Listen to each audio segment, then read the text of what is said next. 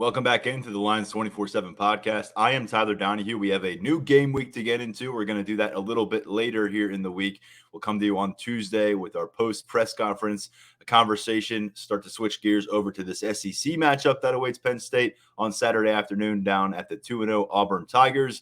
First things first, though, we're going to get back into the matchup from Saturday afternoon in Beaver Stadium, a 46-10 victory for the Nittany Lions over the Ohio Bobcats. We hope you caught our post-game podcast on Saturday evening. Daniel Gallen and myself spent about a half hour, 40 minutes, diving through what we witnessed in Beaver Stadium, what many of you witnessed in Beaver Stadium. And of course, coming out of this, there's always stuff to talk about the following Monday. Therefore, Daniel Gallen's going to join us right now. You're going to hear from our colleague, Tyler Calvaruso, in just a few moments to break down the recruiting aspect of what occurred in Beaver Stadium, including a commitment, which we addressed late in the show on Saturday as Penn State added another member to that 2023 class. But let's begin back on the Nittany Lions, and that is with Daniel Gallen right now. Daniel, you've had some coverage up over the last 24 hours. I have as well. It's hard not to shake the visions of those freshmen from your head, though, when you kind of work your way through what happened over the course of those four quarters. Drew Aller, Nick Singleton were both made available through Penn State's media in-house, and so they had some interviews that were posted on Sunday morning. Those are guys that traditionally, you mentioned this in some things you wrote, we're not going to have media access to them for interviews really the entire regular season if Penn State sticks to the plan they have with true freshman availability. So there's going to be some intrigue around these guys because you're not going to hear a bunch from them, but you're going to hear a lot about them.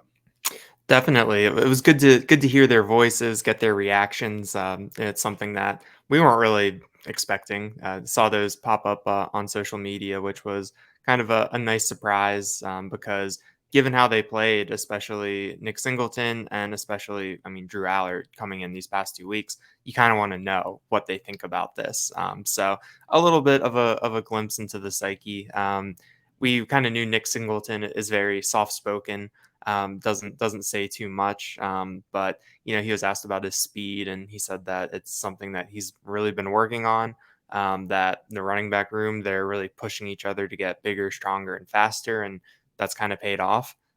We'll see how that plays against the SEC and the Big Ten as this goes on. And then I thought Drew Aller, I don't think I connected with him during the recruiting process at all. So it was really my first time hearing, a more kind of extended conversation with him. And, I thought he was very thoughtful, had good things to say about getting this experience, how valuable these reps are in terms of his development. Which is pretty much what you would expect to hear. But it was good to kind of, hear from those. It helped kind of put a bow, I think, on the game, because it's one thing to hear these defensive players, these offensive teammates talk about how good these freshmen are, how well they've prepared. But it's another to hear from them themselves about how they've done and what these, first 2 games have been like for them. Drew was talking about it almost being like a dream unfolding, what happened on Saturday. And both of these guys were quick to credit their teammates. And I know you hadn't interacted with him much, but I know many of our longtime listeners remember Drew Aller popping up for, I think, 2 or 3 interviews on this podcast over the course of his recruitment. The last one he did with us was, I think, 4 or 5 days before he enrolled.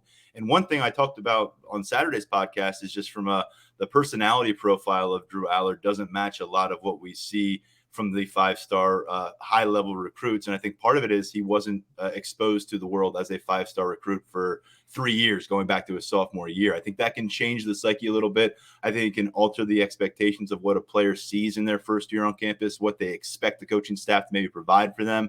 Where Drew Aller, I really just I liked where he seemed to come from an NIL perspective, from a competitive perspective. He was kind of coming to campus with a blank slate. He had a blueprint in mind, and he had a plan to execute, but he wasn't really going to be putting the cart before the horse. He knew that he had to get his ducks in a row. And I think with Nick Singleton, kind of get the same image. I talked to him within 3 or 4 hours of him getting that Gatorade All-American award, or I'm sorry, the Gatorade National Player of the Year award across the country from Saquon Barkley.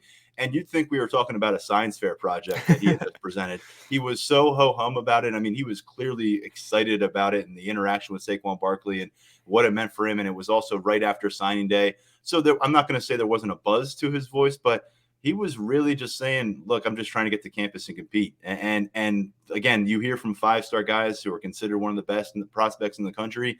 That's not always the reaction you get. That's not always the feel you get from these guys. And you've heard Dennis Sutton on this podcast. So first time Penn State has signed 3 5-star guys. And I think from a personality standpoint, we'll see if it stays this way moving forward. These guys are going to get a lot of exposure. They're going to have some ups and downs. But coming to campus and thus far, they are 3 for 3 on having the right personality profiles, which in a lot of ways, when you get to this point in your career and you hit this transitional moment, going from high school to Power 5 football, that's an aspect that is almost as important as some of those physical attributes that you bring with you to college.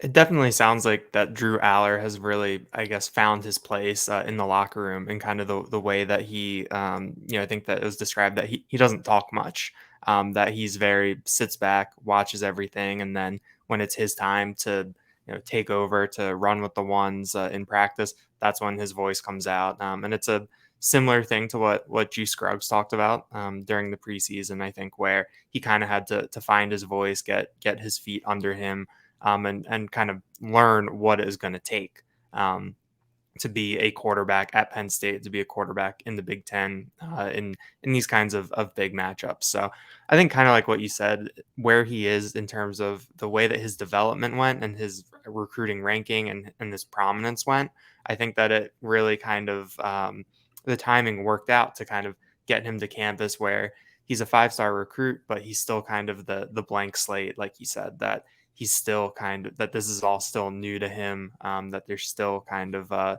he still basically acts like a 3-star almost in terms of expectations and stuff. So similar to Nick Singleton, I think that I talked to him over the summer when he was out at the ESPYs as that Gatorade National Player of the Year.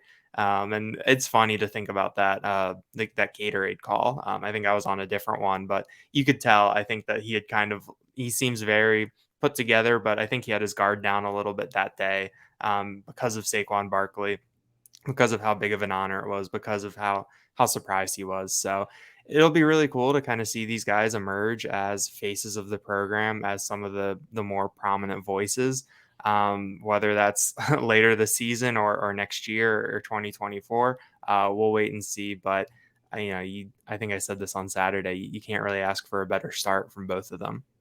Yeah, let's roll the conversation forward real quickly before we move on to other members of this roster, because it's a little hard to forget there are other guys in this team. No slight to anyone, but the conversation has been about these 2 freshmen coming out of this game.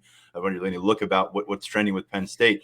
So I think, what does this mean for week 3? Let's start with Nick Singleton. We'll have a chance to ask James Franklin about these things over the course of the week. What we get back in return, we don't know yet. But you were searching for the hot hand. Nick Singleton did some things at the running back position that they haven't gotten for a few years. But let's not kid ourselves. It's not going to be 27 carries for Nick Singleton, and everybody else is going to watch him go up against the Auburn defense. I'm still expecting to see plenty of Kaytron Allen. The question mark for me is, where is Kevon Lee? Because it was such a juxtaposition. Week 1, he's in the spotlight because of that game-winning catch. He wasn't a workhorse, but he was heavily involved, and he finished in the end zone. And then this last week, he's got the start. He got a couple early touches, and then he was an afterthought. So my question coming out of 2 weeks that were very different for Kevon Lee, the veteran of this group, and a very different matchups, what does it mean for his outlook at Auburn? And is he still the first guy to get that snap? I know that doesn't necessarily matter, but I know there are some folks who would like to see Penn State make it official and say Nick Singleton is the most impactful back on this roster. He needs to be the first one involved. It still wouldn't surprise me if Kevon Lee is the first running back out there on Saturday at Auburn. I think that kind of tracks with how James Franklin has sort of handled things. And I think that he trusts Kevon Lee. I think that's pretty big, and it's going to be a big road spot. Obviously, Kaytron Allen and Nick Singleton got their first taste of life on the road at Purdue earlier this month, but I think that Auburn, down in the SEC, in that kind of environment, the environment at Purdue was great, but I think this is going to be at a different level. But yeah, after the game, James Franklin said that they still went into the game with that 1-1-1 rotation mindset, and that a hot hand emerged. But I kind of think that they didn't, like, what could Kevon Lee have shown them against Ohio? I think that they needed to see Nick Singleton, they needed to see Kaytron Allen in kind of a little bit more of extended time. So it still wouldn't surprise me if Kevon Lee gets a decent amount of run on Saturday. personally, I don't really think he had anything to prove against Ohio. Whereas these younger guys, you wanted to see Nick Singleton break that big run. You wanted to see what Kaytron Allen could do in the passing game and when he had the ball. So I think that if we were to ask I feel like someone is going to ask James Franklin again if he has a starting running back I think so. this I week. think so. But Yeah. I'd put I'd say it's a good chance we'll hear the 1-1 answer again. And in a month, if that's still the answer, I might raise my eyebrows at that a little bit. But I think that where they are right now, in terms of having veterans back there, mixing it in with these young guys, I think we'll still see Kevon Lee on Saturday at Auburn. I think anytime this conversation came up, really between May and August, I was inclined to say I think Kevon Lee will lead this team in rushing yards in September, but then I also would follow with Nick Singleton will be this team's leading rusher. May have just been a little bit slow on the process and how it was all going to work because it's happened so swiftly. Now, the trickier thing here, you can't play three quarterbacks, and it's hard to play two. It can disrupt your offense, but I continue to think about what James Franklin said about strategically finding two spots in this game, at least going into the game, where Drew Aller was going to be involved. They wanted him in it for a series in the second quarter and a series in the third quarter. We didn't see that happen in the first half, but we saw 4 consecutive series in the third quarter. So will the Penn State staff in the next 5 days, as they piece together their game plan, find a fit for Drew Aller, whether it be in the first or quarter, or second quarter, or third quarter, where it's not dependent on Sean Clifford's health and it's not dependent on Sean Clifford's performance. It's strictly them saying, how can Drew Aller be a weapon and help us put points on the board against a pretty solid Auburn team? I'd be really curious to see that happen. And I think, pretty excited to see that happen. I think that a lot of people would want to see what Drew Aller can do against an Auburn defense. And yeah, I mean, I think I said this on Saturday or last week, but it's really interesting to figure out how to get someone like Drew Aller reps, because he's not that true kind of change of pace quarterback. It's not like Will Levis coming in and being a battering ram, to spell Sean Clifford like they did before. So, maybe you get Drew Aller some run in the second quarter when it's, maybe a 7-7 game, a 3-3 game, just to see what he can do. Maybe you try to push the ball downfield a little bit more, because we've seen what kind of arm that he has. And maybe that can stretch the Auburn defense, give them a different look. But I am really interested to see if there is kind of a package of plays for Aller, and a package of plays that isn't necessarily like a total deviation from the offense. A package that plays to his strengths but is still within the structure. I think that's something that could give an opposing defense something to really think about in the normal flow of play. In terms of personnel and then kind of what we're sorting through and what we think it might look at Auburn, wide receivers in an interesting spot. It was a really tight rotation against Auburn. Or against Purdue, I should say, in week 1. We didn't see a lot of names out there. We saw very little of anyone beyond the starting lineup. Harrison Wallace got some run, and there were four routes run by Omari Evans, I think, over the course of week 1. Things changed in a big way. 17 guys caught passes. Now we have to chalk a lot of that up to players getting run that they will not get moving forward unless a blowout takes place again. But the thing is, there's fresh tape. They got a fresh feel for how some of these guys are reacting to game situations and how they're reacting to their assignments. And so you may see a bit of a shuffle, I think, across the 3-deep. Not that we get a chance to see the 3-deep at wide receiver come to fruition in every game. I don't think we will at Auburn. But I'm curious what Taylor Stubblefield, James Franklin, Mike Yursich, the people who scout the team, their own team within that building, where they come out of at wide receiver after these first 8 quarters, because we know the hierarchy up top, but there's so much room for young players to make their move, whether it's a Caden Saunders, Omari Evans certainly is showing what he can do, and then some of those redshirt freshmen who are involved. So, and even a guy like Jaden Dotton, who, by the way, got the start last week with Parker Washington not out there for the first offensive snap after his initial punt return. So Jaden Dotton resurfaced in some ways. And Daniel, I don't know how you feel about this, but I feel like you can kind of reach your name into a hat, pick out 3 different names, and they may be the primary backups next week. Definitely. I think Omari Evans is really the curious one to watch, because he's a true freshman. He has there's that 4-game threshold. And he's already used up 2 of them. And they've put him in the game. They put him in the game against Purdue in a couple key points. He got a lot of run. against Ohio on Saturday. So I think the question with him is, has he shown enough that he has the green light, that he's ready to go? And he's a really curious prospect. He's the high school quarterback, never played wide receiver full time until he got to Penn State in the spring. Taylor Stubblefield said that it'd been really fun to coach him because there weren't any bad habits to break. So it was all creating new habits with Omari Evans. So I think that he's someone that if he really breaks out, or really takes on a role, even if it's as just the fifth or sixth receiver in the rotation, I think that's a huge testament to Taylor Stubblefield's ability as a developer. But yeah, I mean, the options, I mean, you can really go in a lot of different directions after you get past that top three. I'd be really curious to hear what James Franklin thinks, because he said that they had five guys, and then maybe they were borderline on a sixth. I'd be curious to see if they know who the sixth is now, because that's something that, like they said, they want to have a two deep all the way across. I think we've kind of pinned down what that top six looks like in terms of which players it would be, but whether or not they trust Jaden Dotton against Auburn, whether or not they would trust Caden Saunders to take reps against Auburn, I think that's something that we need to find out, and that we're going to learn on Saturday. And I think that'll add some clarity to that room, which is very it's very straightforward up top, but as you go down, there's a lot of names, a lot of talent, and it can get a little bit messy. We should probably stick the coin at a top four, because Harrison Wallace led True. the team in targets on Saturday, and he's clearly entrenched as one of the primary pass targets for this program at the position. But Malik Mega is another name who we didn't see get any run at receiver in week one, which is a bit of a surprise. He had a couple of catches over the course of Saturday. He was also an effective gunner and in punt coverage. So he's a guy that still is a factor. I wonder, though, if you're going to play these guys, maybe 6 to 10 snaps a game, maybe your backup slot guy, if things go according to plan.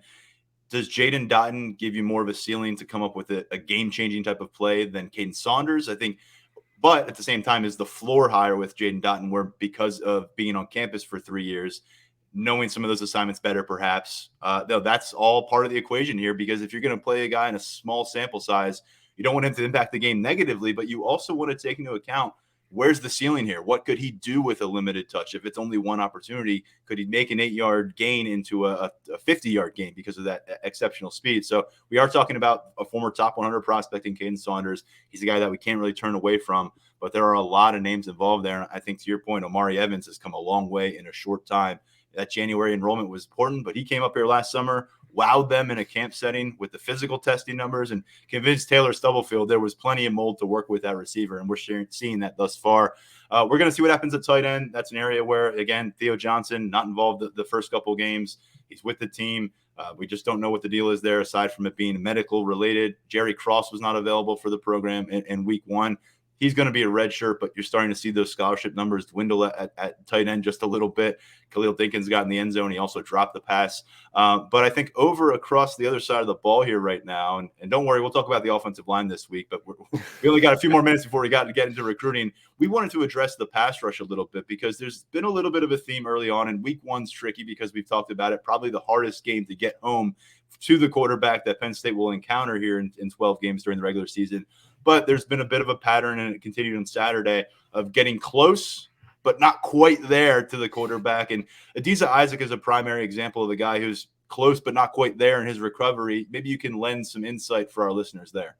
I don't think anyone would have picked Johnny Dixon to be leading the team in sacks Right. after 2 games. I think that one was probably off the board going into the year. But I got a chance to talk to Adisa Isaac for a pretty long time after the game on Saturday, and he's been really thoughtful and really interesting to talk to, dating back to the spring. I think that you were in that scrum after the blue-white game where Adisa was very honest with us about his injury and the process of coming back. And he still remains pretty transparent with us. On Saturday, he said that he's still knocking some rust off. He's still at about 85% in terms of his comeback. He's still doing rehab, still taking care of his body every day to get his legs stronger. And then I think that over time, he thinks that he'll really round into form. But he said he feels good. He's kind of learning to retrust himself out there and go through all of the mental side of it. which is something that when we were out in Indianapolis, PJ Mustipher was really, really honest about, when guys are falling around that leg, when, you have to trust yourself. You got to use that burst. You got to put all your weight on that to try to make a play. So Adisa Isaac said that he's coming along. He loves playing opposite Chop Robinson. He said that he didn't know Chop at all before he transferred in, and that he's, really liked getting to know him, and that Robinson is someone who, having him on the other side just makes things, a world easier for Adisa Isaac, that when they know kind of what's on the other side, that, if there's one running back in the backfield, there's only one running back, one tight end, you can't dedicate, a bunch of guys if you want to run your offense well. So I think that the pass rush will be really interesting. Auburn's quarterbacks are going to be an interesting matchup with their mobility and their ability to escape the pocket. So I think that that's where you're really going to need to see that speed of Adisa Isaac and Chop Robinson. I also asked Adisa Isaac about dropping into coverage because that's something that we've seen, the way that Manny Diaz runs his defense, where if the corner's blitzing off the edge, the opposite defensive end will drop back into a pretty soft zone. And Adisa said that he likes it, that that it's been fun, and that it's something that he thinks is part of his game, and that he has the athleticism to do. I really like this matchup potentially for Penn State if they're able to contain, corral this a pretty potent Auburn ground game. It can be a strong suit for this team, but man, their ability to exploit what Auburn has going on in the pocket right now looks really, really tantalizing, because I don't like what Auburn brings to the field at quarterback right now from a decision-making process, from leadership buy-in from the locker room. I don't want to dig too much into that situation, but I feel like Penn State, and you might hear me say this again, I feel like Penn State might have three quarterbacks who could potentially be starting for Auburn right now. I think this is the week where we're going to see Manny Diaz start to mix and match in a way that we have not seen. There's going to be more variety. We've seen a lot of that already, quite frankly, through 2 weeks, where we're getting Jair Brown at the Mike linebacker position. We're getting both Jalen Reed and Zakee Wheatley back there at safety. You're seeing Johnny Dixon and Daquan Hardy on the field together. And that three-man front that I addressed Saturday, which going in through preseason, I was hoping we'd see Adisa Isaac and Chop Beeman on the ends, and then right there in the middle, Akeem Beeman. I think that's also a role in the center that Zane Durant can grow into and really flourish in as well. So there's a lot to like about that rush, but the sack numbers haven't piled up yet. This feels like a game if they're able to put themselves up on the scoreboard or show that they can stop that Auburn rush attack. This might be the opportunity where you can start to pick apart the pass pocket and as a result, get some mistakes generated out of it. We'll talk about that matchup more, but Penn State's going to go into it, Daniel, as a ranked team nationally again. They spent a couple weeks outside of those top 25 rankings, but when you're 2-0 and you do you win 46-10, and everybody around you is kind of dealing with a little bit of chaos, you tend to move your way up. Penn State coming in at number 22 in the AP Top 25 and number 23 in the USA Today coaches poll. They were, I think, in that mythical 27th spot last week in both polls after their opener. And given some of the chaos that's been happening around college football in general, a couple teams dropped out and they were in position to jump up and, do it, and not just at number 25 based on how they played. So I think that people have kind of been, and we talked about it with us, where we want to see Penn State prove it in a couple of areas. There's still some areas where we need to see them prove it, but we cover this team on a day-to-day basis. I think from when you're taking more the 30,000 foot view, you also wanted to see Penn State prove it after last year. And when you're at that level, I think seeing them win a tough road game against Purdue to open the year, and then really just taking care of business against Ohio, I think that is kind of the first step in proving it to people that have that kind of wider lens and that are voting on these things. So I think that's kind of I wasn't surprised to see that. There's still Penn State still has a long way to go, but I think that we saw this weekend that taking care of business against a mid-major Group of 5 school isn't something you can take for granted. No. Maybe Penn State was lucky it didn't schedule someone from out of the Sun Belt, but I think that it's kind of if you're voting and you're trying to figure out who to put in those 20 to 25 slots, you're looking at a team that has kind of checked all the boxes so far this season, and Penn State is that team. Daniel, this is before your time, but we all remember very well what Appalachian State nearly did in Beaver Stadium for that season opener back in 2018. Had to go to overtime to get that one done, did the Nittany Lions. And just a quick peek at the AP Top 25 poll. Georgia continued to consolidate votes up top, 53 first place votes. And next up is 9 for Alabama. Those are the top 2 programs, then followed by a couple Big Ten teams that Penn State will face this year out of the East Division. Ohio at number 3, Michigan at 4, and then Clemson rounding out the top 5. Penn State situated between number 21, Texas, coming off a loss to Alabama.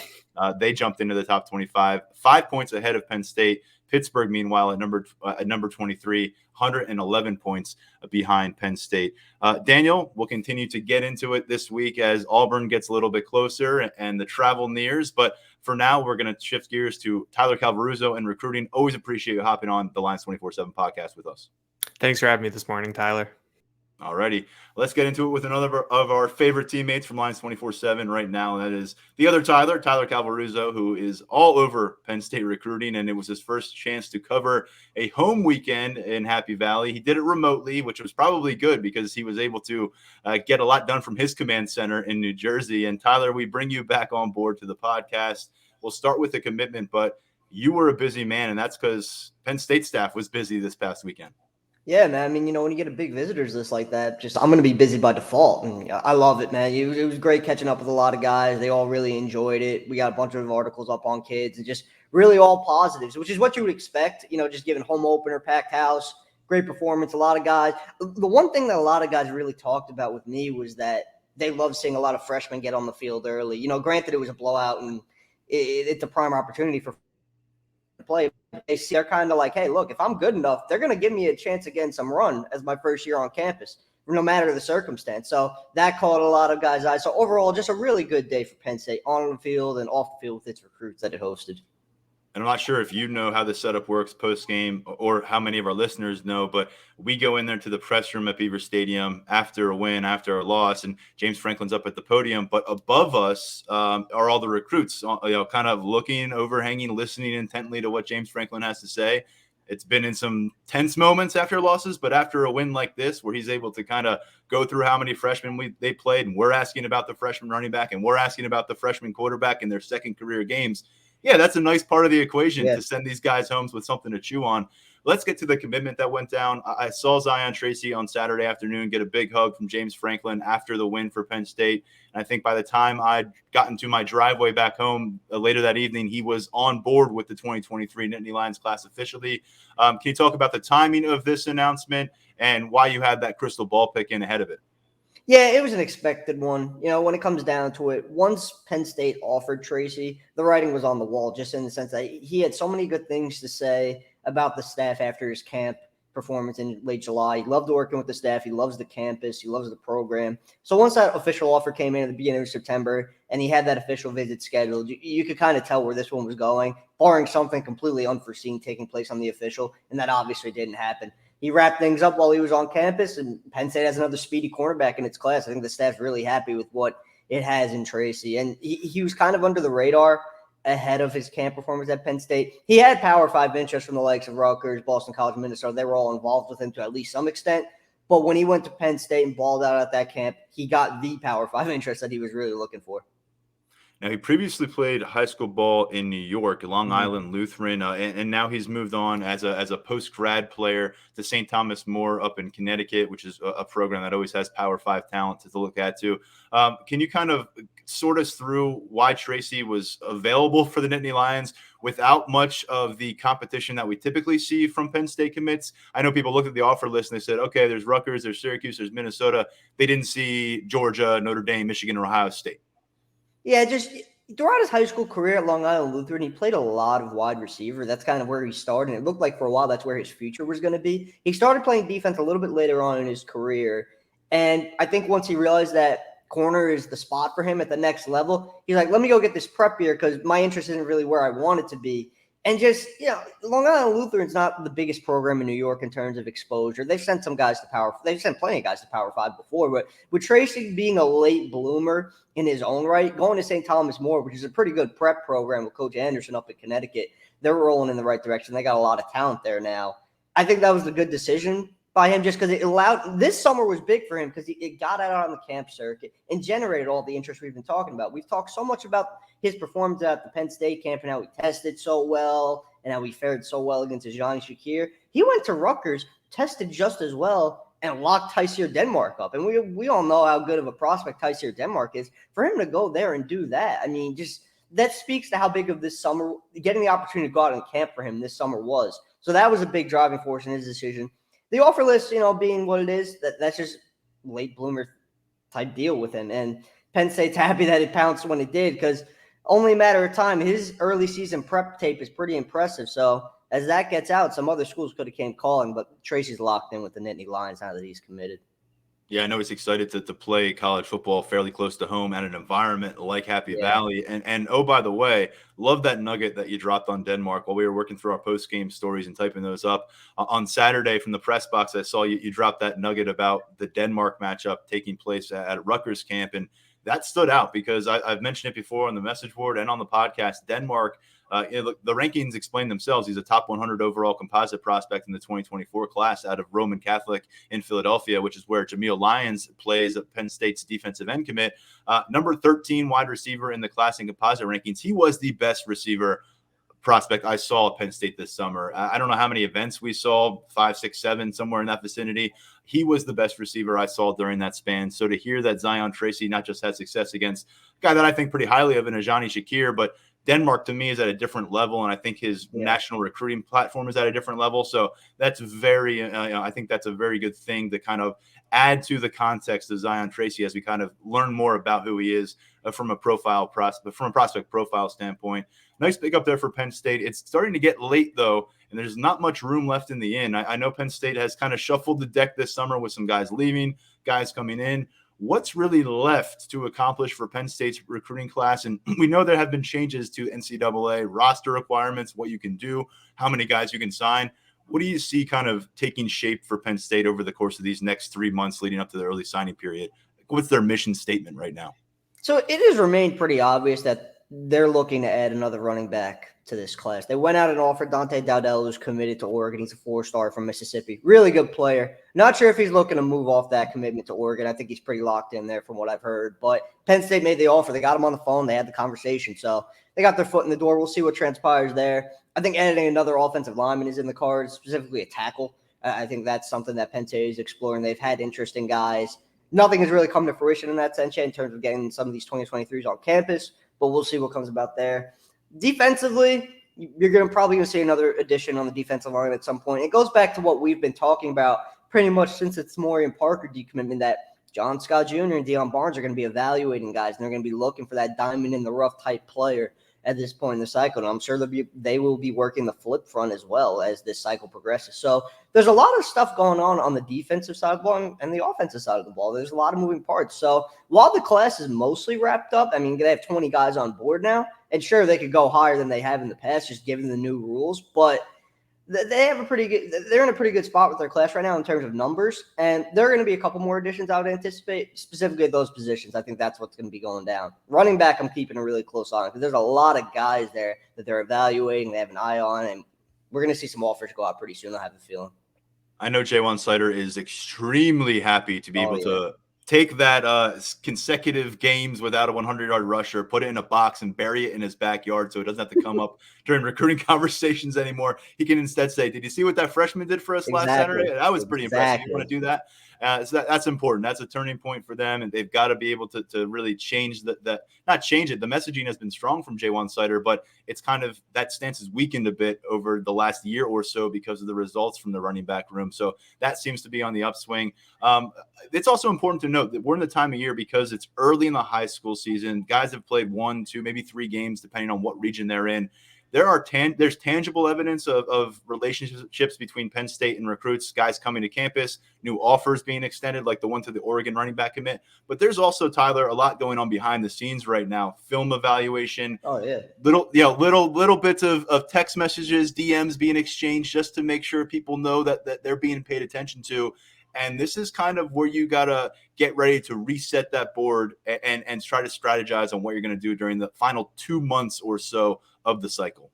100%. And we've talked about this. Brandon Hyde, 3-star running back from Texas. He's like a prime example of what's going on there. The staff had contact with him, and they're watching his early senior year tape to determine, is he going to be a guy for us, or, are we going to look elsewhere? And that's not just going on with him. That's going on with a lot of other guys on the board, running backs, O-linemen, D-linemen, even in the secondary, maybe still to some extent. There's still some interesting guys out there, Roger Pleasant type guys that Penn State's involved with. So, yeah, there's going to be a board reset to some extent just as they look to round this out, because they're really going to narrow down on who they want and who probably, isn't really on their board. Yeah, and they're going to find out maybe who they're not in play for a little bit better too in the months ahead, based on where guys choose to visit when they have that open schedule in their high school season. I'm also curious before we get into who was at Beaver Stadium and kind of what the takeaway was. What were your thoughts on Jackson Smolik? He got the better of J.J. Cole. I think it's nice that for Penn State fans that they're not scrambling around right now trying to figure out who their 2023 quarterback is. Jackson Smolik coming on board when he did, as his Power 5 profile was rising, was huge for Penn State's recruiting plan.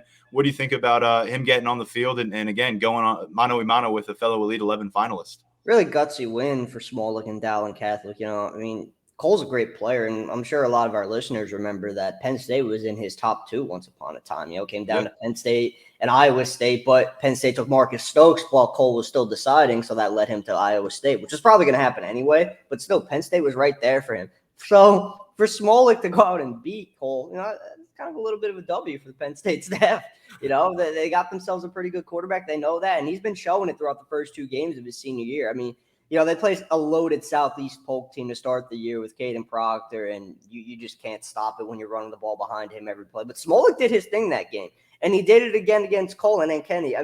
It was a 17-10 game. It was a little bit more of a defensive battle, but Smolik made throws when he had to, and he led them on a pretty impressive drive in the first half. They got them going offensively and really kind of set the tone that Dallin Catholic was going to be right there throughout the course of the game. And they finished it off at the end. So credit to Smolik.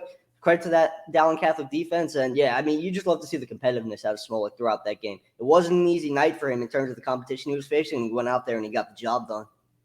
Smolik was on this show just a few days before his season opener a couple of weeks ago, and he was talking about embracing that challenge, embracing the pressure, because that's going to be waiting for him at Penn State. He's getting an early look at what it's like to be a Power 5 football recruit and what that means when defenses are facing you on a week-to-week basis and game planning heavily toward you. Let's talk about what happened in Beaver Stadium. There were 107,000 people in the stadium, according to the announcement from the school. Many of them were recruits, and we had a long list of stories that are already up since Saturday. Credit to you, credit to Brian Doan, a lot of reach out. Can you kind of jump into a few guys that really stood out and going to be priorities for Penn State? I think Saka is obviously a guy that a lot of people are excited to hear more about.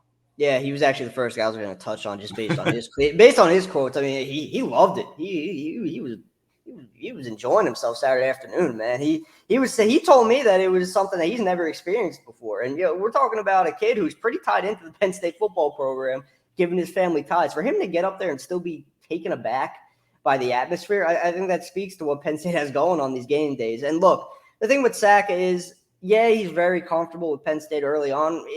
They're really high on his list right now. But at the end of the day, he has a lot of elite early suitors. He's going to get out. He's going to visit the likes of Ohio State, Michigan. And, it's going to be a battle for him. But Penn State has put itself in a good position. The legacy factor definitely is working in the Nittany Lions' favor in this situation. And Saka's going to be on campus multiple times from now and the end of the season. So he'll be back. Cameron Lindsay from Aliquippa had a good time, 3-star linebacker. Peter Gonzalez, another one from Pittsburgh, 3-star wideout, good time. Just really everyone. Dom Nichols, good time, 4-star defensive end that Penn State really, really wants in the class of 2024. So just all really positive feedback, a lot of good things to say about the atmosphere. And all the recruits I talked to had really good things to say about their conversations with the staff before the game. A lot of them were really happy that the recruits understand how busy it gets on game days. And it resonates with them that these staff members are able to get out, talk to them before the game, and have, pretty in-depth and lengthy conversations. Every single recruit told me that they learned a lot from the staff through their conversations with them while they were on campus. And it wasn't something they were necessarily expecting on a game day because they didn't know what the responsibilities are of the coaches on the game day. So Penn State did a really good job on this weekend. They started the year strong on the visitor front, and for sure, just based on all the feedback that I've received. Yeah, a pretty solid list materialized, Yeah. and you were reporting on that really 2 weeks out, and that list was building on Lions247 message board. But Tyler, everyone loves their experience on campuses. Yeah. Everyone loves when they get to watch the home team win by No one 36. has a bad visit. Everyone loves when the coaching staff comes and says hello to them. Who did you really get the sense that this experience moved the meter for? I'm not saying a guy's going to commit by the end of this week, but whether it's a younger guy who this is going to kind of maybe stick in their mind and make sure Penn State's at the forefront, or maybe a guy who's a little bit closer to a decision, and this could ensure that Penn State's part of that final conversation. One guy was Dre Hawkins, top 24/7 wide receiver from West Virginia. He made almost a 200-mile drive to take this one in. And this was a trip that he really wanted to make because, like I said the last time I was on, when he was at Penn State in June, he just got to camp. He got his offer. He didn't really get to do a whole lot else. So he wanted to get back. He wanted to see the campus, the facilities, all that good stuff. And he got back, and he loved it. He loved the atmosphere. He loved the facilities. He furthered his relationship with the coaching staff. So I think Penn State moved up his list after that visit. And it's still early for Hawkins. There aren't a lot of offers out right now, but we take a look at his lofty spot in the rankings and how he's tested. He's in the KJ Hamler, Carmelo Taylor kind of build, just straight speed. He's still developing as a wide receiver. I think that's going to be a big thing to monitor throughout his recruitment, but he's a really, really fast. His track times are as impressive as Carmelo Taylor's, and play style wise, it's a lot of KJ Hamler. And so he's the one guy who really stuck out with me in terms of, having the visit make an impact beyond just the game day atmosphere. A lot of the offensive linemen, Ryan Howard from Downington West, he said he was liking what he was seeing out of the offense. Alex Irby, quarterback, he liked the way they were running their offense. RPO, he was loving all of it. So there are a lot of guys who are tuned into the atmosphere, but then there's a lot of those guys who are also tuned into the scheme, what's going down on the field, the specifics of it. So I think for those guys like Hawkins, Irby, they had a pretty good day in terms of just getting out there, looking at what Penn State has to offer beyond atmosphere and saying, hey, look, I can see myself here.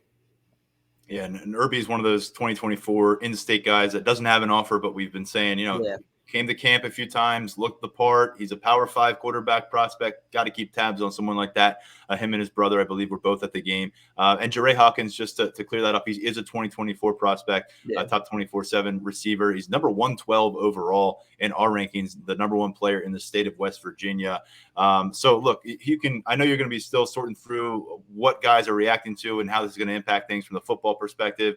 We're going to have your coverage up at Lions247.com. Our VIP subscribers were well in the know ahead of this home game and who was going to be there, who might not be there. And by the time Saturday rolled around, we were able to confirm a lot of those, loose ends. So we got a couple weeks before the next home game. We'll do it all again pretty soon. We'll see what Penn State can put together. While we have you here, though, I know a lot of people have enjoyed your basketball recruiting coverage. Just want to take a couple minutes here. Up on the site, you've done a lot. I know you have a notebook that you plan to drop again this week. You had one up on Friday about where Penn State basketball is trending on the recruiting trail, what they're trying to accomplish. Just your reactions to that Kerry Booth pickup. You announced through 24/7 Sports. This occurred just a couple weeks ago. Before we let you go, your thoughts there, and then generally what Shrewsbury and company are generating right now on the recruiting trail through this first season and ahead of year number 2. So Booth, easily the biggest recruiting win of the cycle for the staff. Booth, just beyond the fact that he's a legacy, just look at his skill set. He's a stretch four, can put the ball on the floor. He can defend all the positions in the front court. So he's been on the top of their board. He would have been on the top of their board no matter what his last name was. He's a guy, man, and he helped himself a lot this summer on the AAU circuit. He rose up in our rankings really quickly with some standout performances. And with that came a lot of competition that Penn State had to deal with. And they ultimately closed the deal. So credit to the staff for making that one happen. Booth, he's going to add a lot just on both ends of the floor. He's a guy who could easily come in and play right away, just given the opportunity that's going to be there for minutes in the front court. And I think that was a big part of the pitch. The legacy factor obviously played in, and not to downplay that. I mean, he had insight into the program that not many other recruits have, and he saw a good opportunity to write his own chapter at Penn State, and I think that was intriguing to him. So just overall, a really great get for the staff. And now moving forward, the majority of the focus has shifted towards 2024. There's still an eye on adding in 2023, but we're kind of in the territory where a lot of those top targets are off the board, whether it went in Penn State's favor or not. So now we're kind of, looking at the secondary market in terms of maybe guys who were once plan B targets turning into potential plan A targets with a good senior season.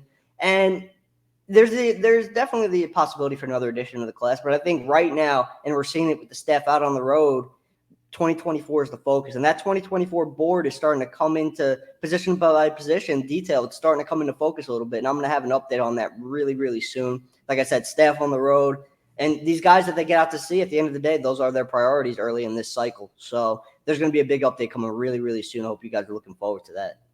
Good stuff, Tyler. I know the folks who want to see and have been clamoring for more basketball recruiting coverage have really enjoyed your coverage. Yeah, you've been great in that regard. You'll continue to be. So just want to make sure people are aware of that. We always have football here on the show. We don't touch on basketball much, but Tyler is doing a great job for our VIP subscribers, producing that content about where Penn State coaches are on the road, who they're targeting, who's realistic, who's not. We appreciate that. We'll jump back into football next time you get on the show, which will be very soon, Tyler. In the meantime, look forward to your continuing coverage at Lions247.com. Thanks, man. Appreciate it. All right. Well, always a pleasure to get my colleagues on here. We've been doing it pretty rapidly and pretty often lately with these 4 episodes per game week. We'll come back to you again on Tuesday afternoon, fresh out of James Franklin's press conference. We're back in that weekly setup where James will speak to us around 12:30 on Tuesdays. We have live updates all week long. We start talking to players on Tuesday morning. So if you want to follow what we're hearing all week, we got our VIP thread going starting Tuesday morning, carries you all the way through Thursday. By the end of the process, we're probably talking to 7-8 different players, a couple different coaches, and everything we're hearing that's notable, the context of it, why it's important for the upcoming matchup, we're dropping that in that thread. So I know our communities enjoyed those conversations. We enjoyed conversing with you along the way. We're into game week number 3. Penn State's 2-0. They're ranked. A lot of optimism starting to brew at Penn State. For everyone here, Daniel Gallen, Tyler Calvaruso, Lance Glynn, I'm Tyler Donohue. We'll talk to you real soon on the Lions247 Podcast.